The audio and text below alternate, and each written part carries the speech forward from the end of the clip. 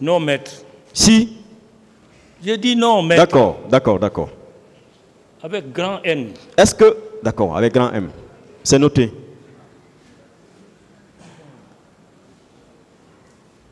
Est-ce que effectivement, ce n'était pas vous, compte tenu de votre grade, capitaine, qui devriez être le chef d'équipe de Sori Kondé, qui était lieutenant à l'époque? Non, maître, ce jour-là, j'étais au violon. Ok. En dehors de ce jour, quand vous vous retrouvez dans une équipe avec Sori Kondé, qui commande? Qui devient le chef? Pardon? En dehors de ce jour, lorsque vous vous retrouvez dans la même équipe que Sori Kondé, qui commande? Qui commandait? Mais je suis Le un plus officier gradé. par rapport à lui. D'accord. Donc, c'est une logique. Ce qu'il a dit, c'est logique. Ça, c'est la vie d'une armée bien D'accord. organisée. Ok. Vous aviez des antécédents avec les bérets rouges, notamment ceux des éléments de Toumba. N'est-ce pas? Aucun antécédent. L'antidrogue. Aucun antécédent. L'antidrogue. Aucun antécédent. S'il y a eu quoi que ce soit, ce n'était pas à ma présence. Vous avez passé combien de temps à l'antidrogue avant le 28 septembre? Bon, peut-être... Ou bien dès sa création? Pardon? Vous étiez là dès sa création de l'antidrogue? Dès sa création. Vous étiez là? J'étais avec Tchebourou, oui. Dès sa création. Est-ce que Tchebourou avait des antécédents avec des éléments de Toumba? Non. Aucun antécédent. En tout cas, je n'ai jamais assisté à des anomalies. Vous n'avez jamais entendu parler d'antécédents, d'anomalies entre eux? Non. D'accord. Marcel, confrère, s'il vous plaît, laissez-moi tranquille. Pardon? Je m'adresse à votre avocat, Monsieur le Président, qu'il me laisse tranquille. Marcel Guilavogui. Oui. Vous le connaissiez? Non. Je n'ai jamais eu affaire avec Marcel. Vous le voyiez au camp? Je dis que je ne lui ai jamais vu et puis ni affaire avec lui. D'accord. Je vous remercie, Monsieur le Président. Merci. Merci, Monsieur le Président. Colonel Ibrahima Camarade Kalonjo. Président Maître. Est-ce que vous êtes d'accord avec moi qu'à l'instar de Marcel Guilavogui, votre moyen de défense porte sur la Libye? Reformuler, Maître. Avec la permission de Monsieur le Président, connaissez-vous la signification du terme alibi, même si c'est le sens usuel? Un alibi? Oui, un argument. Je vais vous aider avec la permission de Monsieur le Président. Soyez simple, Maître. Simplement, c'est de dire que votre argument repose sur le fait que vous n'étiez pas dans le même lieu de la commission de l'infraction. On est d'accord, c'est simple? Vous comprenez? Oui. La commission a eu lieu au stade et vous étiez en prison. Alibi solide, n'est-ce pas? Oui. Vous êtes d'accord aussi avec moi que le fait de le dire ne signifie pas le démontrer? Pardon? Comme devant les magistrats instructeurs. C'est la même argumentation, n'est-ce pas? Vous étiez en prison, vous ne pouvez pas être auteur des actes commis au stade, n'est-ce pas? C'est ça, Maître.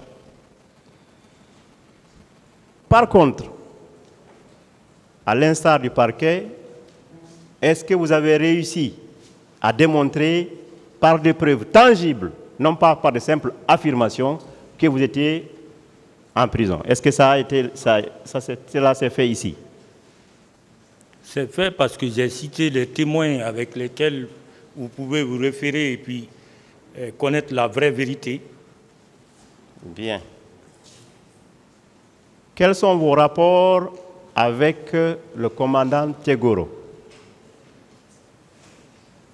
Je disais,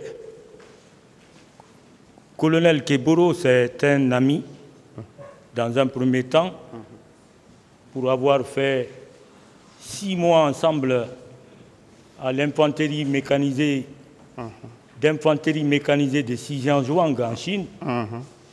Et aussi, quand nous sommes venus ici, à la suite de la prise du pouvoir, je suis venu vers lui. Et puis, il m'a reçu, on est restés ensemble durant tout ce temps. Ok. Par rapport aux faits, vous avez dit, n'est-ce pas, qu'il vous a confié de l'argent, n'est-ce pas? Pardon? Il vous a confié de l'argent que vous avez pris et utilisé à votre compte personnel, n'est-ce pas? Bien sûr. Et il est votre chef, n'est-ce pas? Pardon? Il vous commandait, n'est-ce pas? Bien sûr. Et en dehors de loi, il vous a mis en prison pendant 3 mois, n'est-ce pas? Bien sûr. Est-ce qu'une telle personne ne peut pas, vous ne sentez pas être une personne obligée? Donc vous devez quelque chose à cette personne, n'est-ce pas? En quelque sorte. Il vous a ressorti encore de prison sans autre règle. Oui. Une telle personne, est-ce que ce n'est pas logique de croire qu'une telle personne, lorsqu'elle a une opération à mener, peut venir encore vous prendre et vous dire, vous êtes chef de patrouille, allez au stade? Est-ce que cela ne semble pas logique? Bon, il peut le faire, mais ce jour, le jour du 28 septembre, il ne l'a pas fait. Est-ce que vous n'êtes pas, lorsqu'on évoque Moussa Tchegoro Kamara et ses hommes, est-ce que vous n'êtes pas l'un de ceux-là à titre de chef de patrouille au stade? Reprenez votre question. Est-ce que vous n'êtes pas un des hommes du commandant Tchegoro au stade à titre de chef de patrouille de ces hommes? Non, non. Moi, j'étais au PM3. J'ai dit ça, j'ai redit devant vous. Vos rapports avec le capitaine Sorikonde, pouvez-vous nous le rappeler rapidement? Pardon? Vos rapports avec le capitaine Sorikonde. Bon, j'ai dit qu'il n'y a pas eu quelque chose d'antécédent entre moi et Sorikonde. Est-ce que vous êtes d'accord avec moi que vous êtes même allé très loin en disant que vos rapports sont un respect religieux, n'est-ce pas? Pardon? Vous avez un respect religieux mutuel entre vous. Religieux. Et qu'entendez-vous par là? Pardon? Qu'entendez-vous par cette expression? Religieux. Le respect mutuel, religieux. Bon, du respect entre officiers et subordonnés, c'est tout. Est-ce qu'une personne avec qui vous avez ce commerce religieux-là peut vous en vouloir au point de vous attraire devant un tribunal pour des faits d'assassinat? Est-ce que cela est logique? S'il l'a fait, je lui pardonne ici, mais ça n'engagera que lui. C'est lui qui connaît pourquoi il l'a fait. Pourquoi il l'a fait. Avant même le pardon, vous êtes quand même d'accord avec moi que cela ne paraît pas logique? Bon, sur le plan raisonnable, je ne pense pas si quelqu'un d'autre peut faire ça à son prochain. Mon colonel, oui. Que savez-vous des actes préparatoires des massacres en lien avec les recrues de Kalea?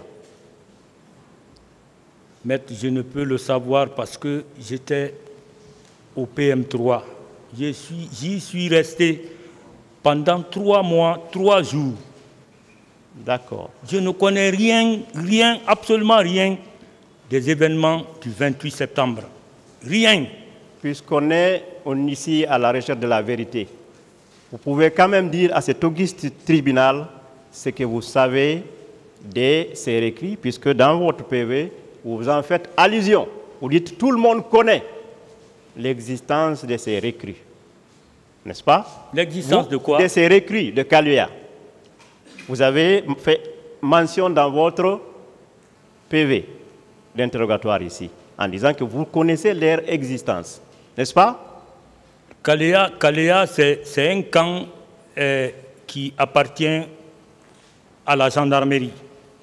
Je vous le signale dans un premier temps. Donc, je sais que il y avait un camp qui s'appelait Kalea. Mais dire que les hommes sont là-bas en préparatif pour quoi que ce soit, ça, je ne peux rien dire par rapport à ça.